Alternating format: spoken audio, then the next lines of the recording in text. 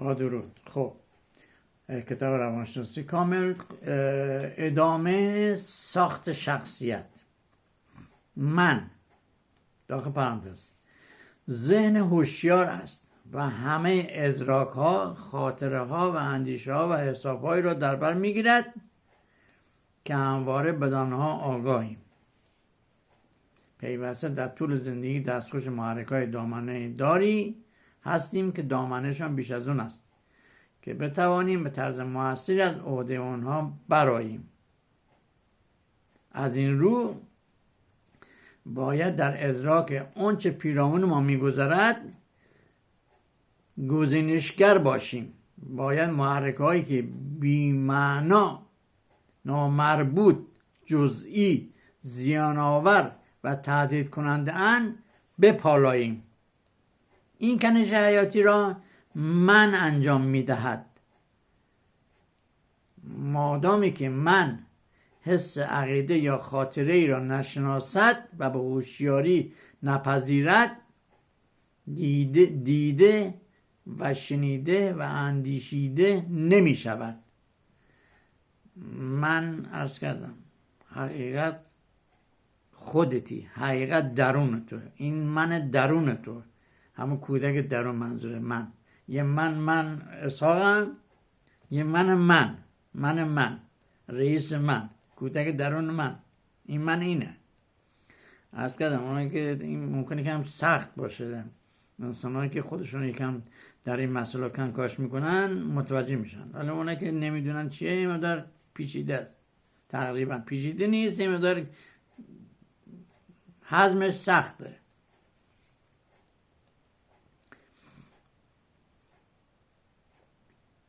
این کنش حیاتی را من انجام میدهد. هم هوش درون، کودک درون.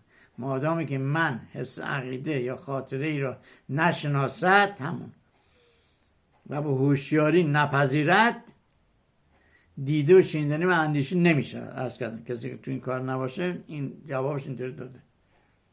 بیشتر هوشیاری ما چگونگی نگرش و واکنش نسبت به جهان با گرایش‌های برونگرا و درونگرا تعیین می شود. جمله بسیار زیباییه. بیشتر هوشیاری ما چگونگی نگرش و واکنش ما نسبت به جهان با گرایش‌های برونگرا و درونگرا تعیین می شود. خب الان من یه توضیح کوچولوی خطو بدم. الان این مسئله بزرگ تو جهانی ما داریم دیگه. ببین بیشتر هوشیاری ما چگونگی نگرش، چه دیدی داریم و چه عکس العملی انجام میدیم واکنش نسبت به جهان.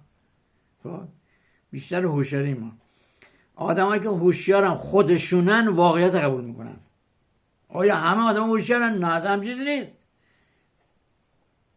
اصلا هم چیزی نیست.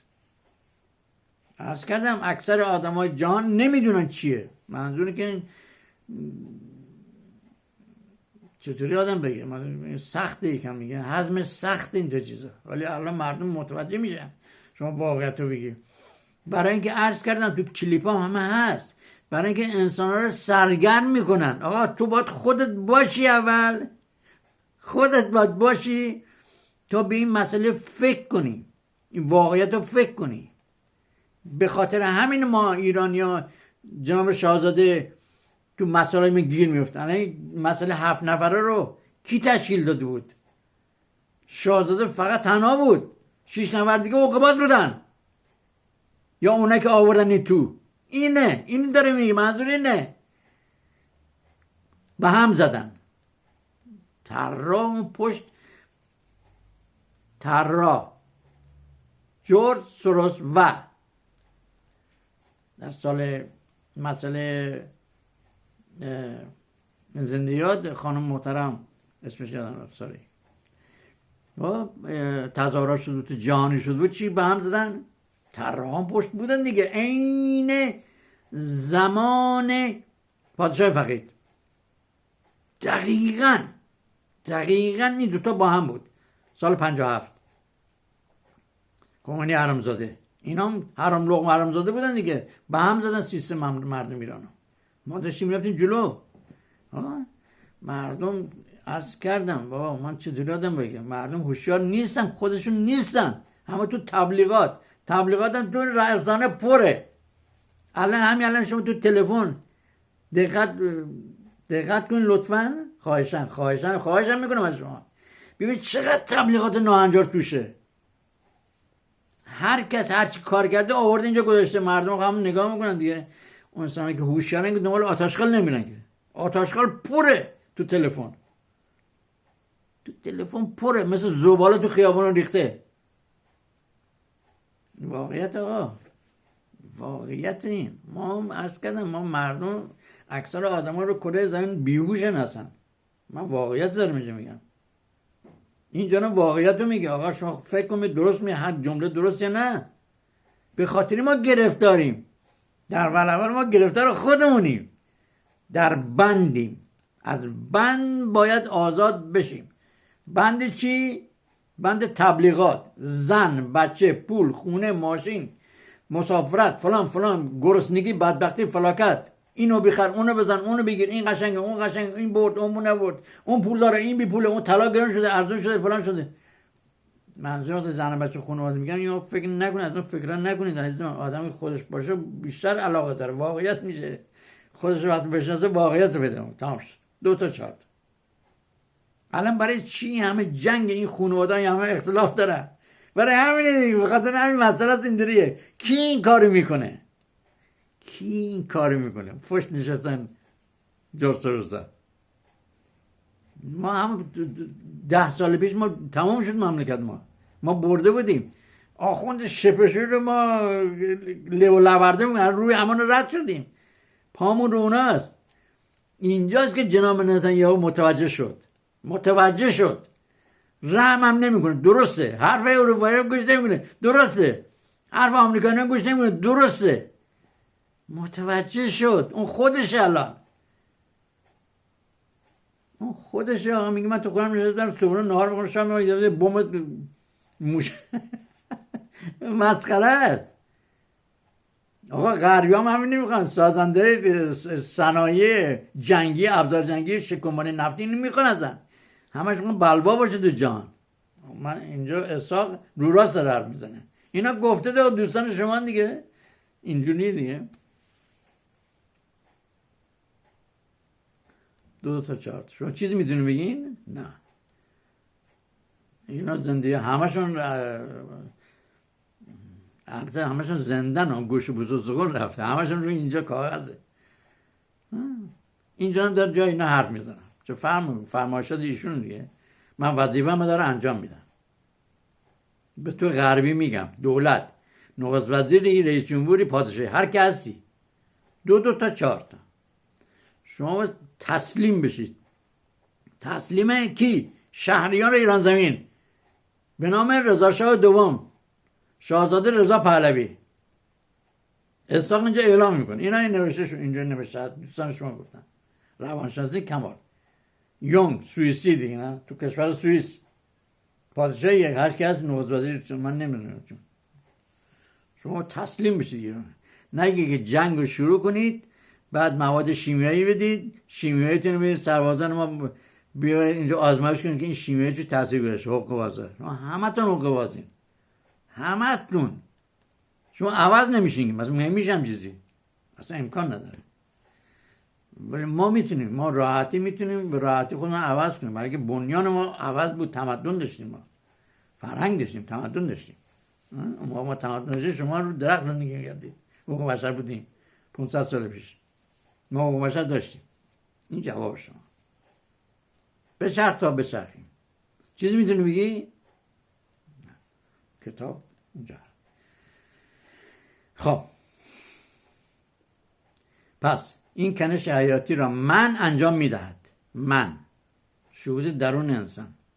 مادامی که من حس، عقیده یا خاطره را نشناسد و به هوشیاری نپذیرد، دیده و شنیده و اندیشیده نمی شود. کسانی که هوشیار نیستن این حرفای این جانب به دردشون نمیخوره، فوشم به من میدن. رو راست میگم، رو راست. خب بگذاریم. بیشتر هوشیاری ما چگونگی نگرش و واکنش ما نسبت به جهان با گرایش‌های برونگرا و درونگرا تعیین شد. برونگرا، درونگرا خیلی کم بودن دیگه، به خاطر این زدن زمین ماره با تبلیغات. آقا شاه چی میگن از این مثلا داره بودن. شاه نمیدونم، من تو این علامه اصلا سر نمیکنم، من فقط با واقعیت سرکار دارم. شاه و ذلیل مجاهدین هم اومدن چی من چرند پرنده بودن، از این اصلا یه چیزای مزخرف آورده بودن توی مسائل، گداگرمی شو، بچه سوسول و بچه مسول و سوسول و مسول و فسول، همه گند و کثافت آورده بودن که مثلا رهبرتون مملکت بشن. کیه این دختر؟ زنه دختر کیه؟ کی بود؟ مثلا اسمش یادم رفت. رهبر منم رهبر توی. بعد مکرون مکار رفته بود اونو بغل کرد و این رهبر شماست.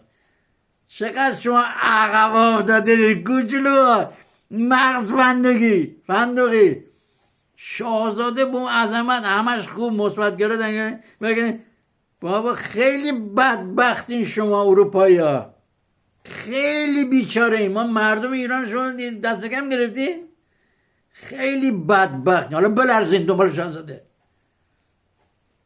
بلرزید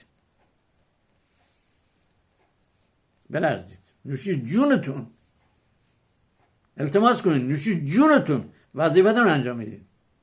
وظیفتون باید خواهش کنید. بچی باید بلرزین بیان دیگه. بچی خیال کرد ایرانه دست کم گرفتی نه؟ باشه، بگرد تا بگردیم، بجنگ تا بجنگیم.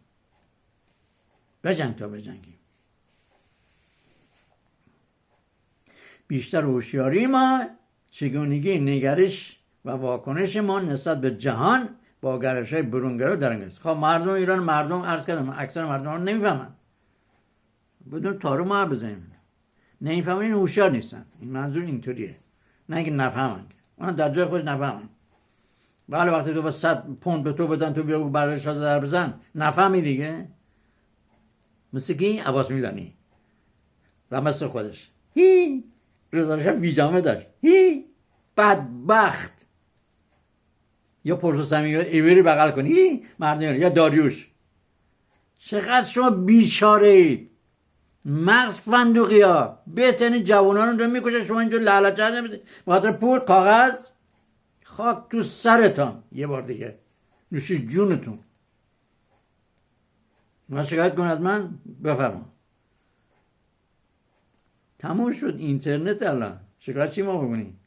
تو خودت من یه تو حرف میزنم تو کلت بکن تو شلوارت خودکشی کنی با حرف. بلدم حرف بزنم، من حرف میزنم با حرف. با چی؟ چیکار میکنم؟ شما خیلی بیجام کردین نسبت به پادشاه ایران شاهزاده رضا پهلوی، تو آهانت میکنی خاندان پهلوی رو. برای اینکه اون ابله‌ها پشت کارگردان ها سوءاستفاده میکنن. شما اگه ایرانی هستی، ایرانی نیستید، وطن فروشی شما، خائنی. من چه مستقیم با شما حرف میزنم. با کی طرفین شما؟ ایرانی هم مردم ایران، با مردم همه مثل منن. الان هم متوجه شدن. ننگتان باد. گفته اینجا ننگتان باد. اون موقع که اینترنت نبود، اینا تلفن نبود. بفهم هر کی دوست داره بیاد با من حاضرم در خدمتشون. خزینه هم بدن، هر کجا دلتون بخواد من میام. CNN NBC هر کجا دلتون بخواد، کره مریخ، زمین، زیر گل، 100,000 متر زیر زمین، هر کجا بری امکانات به من بدین، در خدمت شما هستم. مترجمم بیارید. 2 تا 4 تمام شد. نه لیاقتش دارید این کارو بکنید، نه میتونید، نه ارزش دارید، نه قدرتش دارید، چون محکومید. آدمی که محکومه دست میاره بالا، تسلیم میشه. عین زمان سربازا با تفنگ میگیره تسلیم میشه. شما هم کار بکنید. باید عذرخواهی کنید از جناب شهریار ایران زمین. دیگه کسی به شما چیزی نمیگه. 2 تا 4 کلیپ من پر شد تا کلیپ بعد همین ادامه میدم.